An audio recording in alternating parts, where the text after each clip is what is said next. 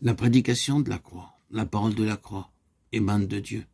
Et comme la parole créatrice qui fit le monde, elle est omnipotente, toute puissante.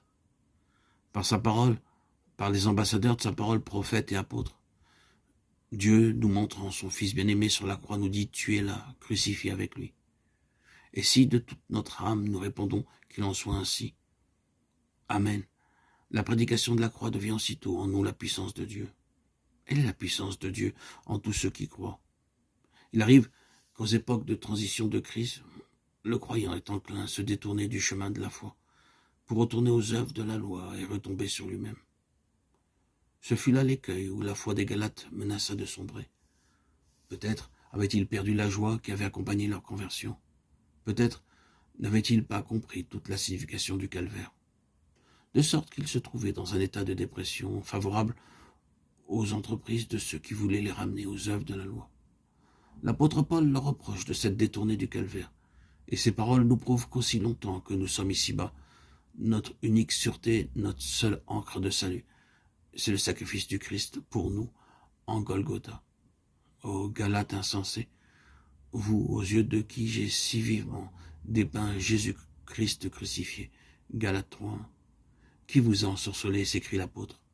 Ne leur avait-il pas annoncé tout l'évangile comme aux Corinthiens et aux Romains? Comment avait-il pu oublier si rapidement une telle démonstration de la mort de Christ pour retourner en arrière? Qui a détourné vos regards du calvaire? Qui vous a fasciné, séduit? Galates 3, 1, 2. Seriez-vous assez insensés pour revenir aux œuvres mortes? Lorsqu'ils avaient regardé au crucifié, ils avaient reçu l'Esprit en croyant simplement au message de la foi. Ils avaient alors fait l'expérience que la prédication de la croix était bien la puissance de Dieu. Dieu avait répandu son esprit sur eux en abondance et accompli des miracles en eux, en réponse à la prédication de la foi. Galates 3, 5. Le Christ crucifié leur ayant été dépeint avec une telle puissance, comment se faisait-il qu'ils n'eussent pas compris la signification de sa mort? Avant que le chemin de la foi leur eût été révélé, ils étaient emprisonnés sous la loi. Galates 3, 23. Parce qu'ils ne pouvaient pas accomplir la loi. Mais Christ les avait rachetés, avait été fait malédiction pour eux, de sorte qu'ils pouvaient, par un acte de foi, recevoir le Saint-Esprit. Galates 3, 13, 14. Et par sa puissance en eux, marcher en nouveauté de vie.